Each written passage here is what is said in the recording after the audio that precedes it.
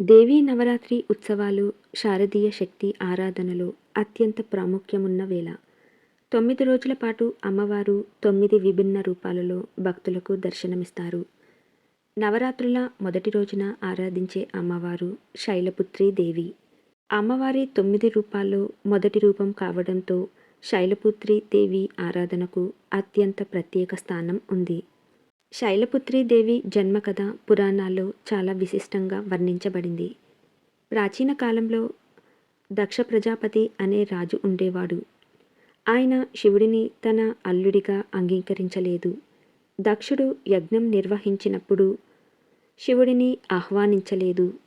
భర్తకు జరిగిన అవమానం తట్టుకోలేక సతీదేవి తనను తాను అగ్నిలో అర్పించుకుంది. ఈ ఘటనతో శివుడు విషాదంలో మునిగిపోయాడు. కోపంతో ఉన్న మహాదేవుడు వేదనతో వీరభద్రుని సృష్టించి దక్షుని యజ్ఞాన్ని ధ్వంసం చేశాడు. భార్యను కోల్పోయిన శివుడు తీవ్ర కోపంతో తాండవం చేశారు. విశ్వంలో కల్లోలం ఏర్పడింది. సతీదేవి శరీరం భస్మం అయిపోయిన తరువాత కొంతకాలం గడిచింది. ఆ తరువాత సతీదేవి భూలోకంలో తిరిగి పునర్జన్మ పొందింది. సతీదేవి మళ్ళీ పర్వతరాజు హిమవంతుడి ఇంట్లో జన్మించింది. హిమవంతుడు అంటే హిమాలయ పర్వతరాజు. ఆయన భార్య మేనాదేవికి పుట్టిన కుమార్తె శైలపుత్రి. హిమవంతుడు తన కుమార్తె పార్వతీకి శివపూజ మహిమ వివరించాడు. పార్వతీదేవి చిన్నతనం నుంచే శివుని పట్ల అపారమైన భక్తి చూపేది. ప్రతిరోజు ఉదయం సూర్యోదయం కంటే ముందే లేచి శివపూజ చేసేది. ఆమె భక్తిని చూసి దేవతలందరూ ఆశ్చర్యపోయారు. చివరికి అదే భక్తి శక్తితో శివుడు ఆమెను తన భాగ్యవతిగా చేసుకున్నాడు. శైలపుత్రీదేవిని పూజించటం వల్ల భక్తి, విశ్వాసం, క్రమశిక్షణను పొందుతాము. నవరాత్రి తొలి రోజున కలశ స్థాపన చేసి అమ్మవారిని ఆహ్వానిస్తారు. ముందుగా ఇంటిని శుభ్రం చేసుకోవాలి.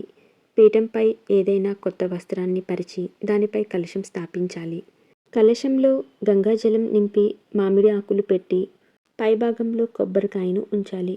కలశం పక్కన నవరత్నాలు, పంచధాన్యాలు, నెయ్యి దీపం వెలిగించాలి. శైలపుత్రీదేవిని ధ్యానిస్తూ పూజ చేయాలి. నైవేద్యంగా పాలు, వెన్న, చక్కెరతో తయారు చేసిన పదార్థాలు సమర్పిస్తే అమ్మవారు సంతోషిస్తారని నమ్మకం. శైలపుత్రీదేవి మహత్యం తెలిపే ఒక చిన్న కథ. ఒక చిన్న గ్రామంలో రామయ్య అనే రైతు ఉండేవాడు. పేదవాడే అయినా మొదటి రోజున శైలపుత్రీదేవిని పూజించకుండా ఎప్పుడూ పొలంలో అడుగు పెట్టేవాడు కాదు. ఒకసారి అతనికి తీవ్రమైన కరువు వచ్చింది. పంటలు ఎండిపోయాయి. గ్రామస్తులు అన్ని వైపులా సహాయం కోసం వెతికారు. కానీ రామయ్య మాత్రం ఒక దీపం వెలిగించి అమ్మవారి పూజ చేశాడు. గ్రామం మొత్తానికి నీరు లేక ఇబ్బంది పడుతుంటే ఒక్క రామయ్య పొలంలో మాత్రం వర్షం కురిసింది. అందరూ ఆశ్చర్యపోయి ఇది ఎలా సాధ్యమైంది అని రామయ్యను అడిగారు. నేను ఏమీ చేయలేదు. అమ్మవారు కరుణ చూపారు. శ్రద్ధ, భక్తి, విశ్వాసంతో చేసే ప్రార్థన వృధా కాదు అని రామయ్య కథ తెలుపుతుంది. శైలపుత్రి అమ్మవారు వృషభం మీద విహరిస్తారు. ఒక చేతిలో త్రిశూలం, మరొక చేతిలో కమలాన్ని ధరించి ఉంటారు. తలపై అర్ధచంద్రం, ముఖంలో మృదువైన చిరునవ్వు, కరుణామూర్తి స్వభావంతో భక్తులను రక్షిస్తారు.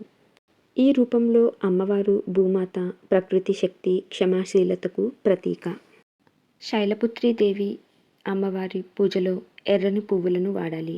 ఎర్రని పువ్వులు శక్తికి సూచకం.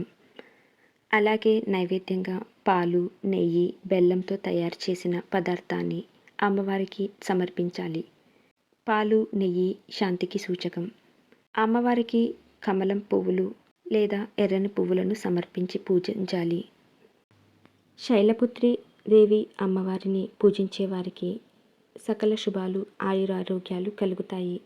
కుటుంబంలో సౌభాగ్యం పెరుగుతుంది. భక్తులకు ధైర్యం, స్థిరమైన మనోబలం వస్తుంది.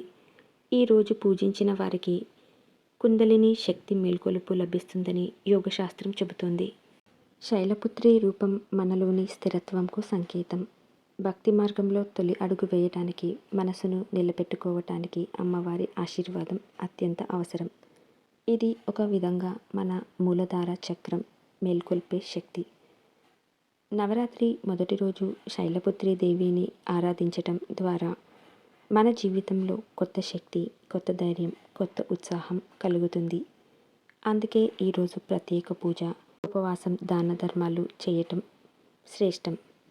జై శైలపుత్రి దేవి అని స్మరించిన ప్రతి ఒక్కరికి అమ్మవారి అనుగ్రహం తప్పక లభిస్తుంది.